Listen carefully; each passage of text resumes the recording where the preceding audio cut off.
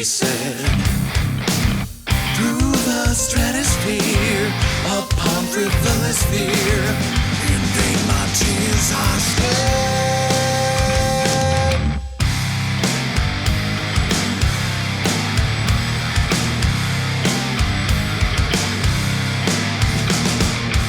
Unwanted turbulence, unavoidable, gulls in the hall.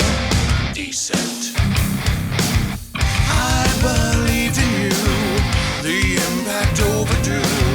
I'll never trust you again. Fly, you got me feeling so alive. On the wings of Gossamer I fly, crash to the ground from broken skies.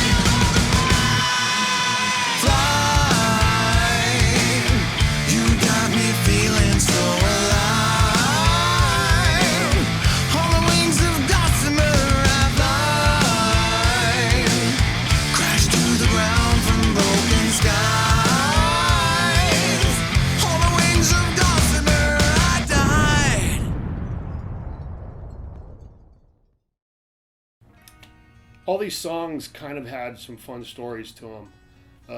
Wings of Gossamer, which leads off the album, was one. It's an interesting sounding song. It's different. So Wings of Gossamer is a song about an airplane crash. And it's got a metaphoric, undertone to it. When I write, I like to write in metaphors sometimes. It just had a kind of a different sound to it. It sounded a little bit more like a modern heavy thing. He had an interesting way of how he was singing it, and he started doing certain ideas, and I was like, yes, that's it. Keep going with that vibe. And it's got this interesting kind of downplayed approach in the verses, and it gets this really cool singy thing in the chorus, which is snap. It was a really interesting song, I thought. We got very creative on the I did a lead, which was I was just experimenting with the whammy bar at home, doing my own recording, sent it off to him as a rough. He had a scratch solo. He wasn't sure who was going to do the solo in it, and it had this crazy middle section that had this weird keyboard thing going on against this kind of Vernon Reid meets Kerry King warbly whammy bar-y kind of solo. And he said, "Oh, do you have that lead?" when he sent it to me, something happened and it got sent to me in either he sent it or I just plopped it in weird, and I'm not sure what it is. He slipped it in there.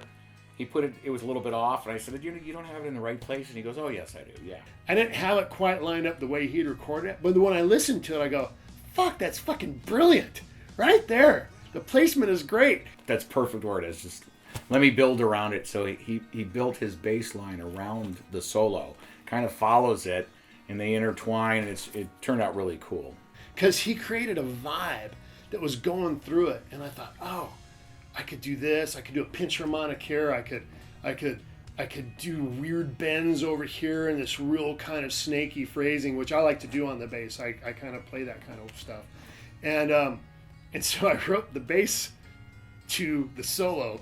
It's really different, and it just captivates anybody listening to it. Which is, I know, very unorthodox. But after it's said and done, I go, yeah, that's it. That's really cool.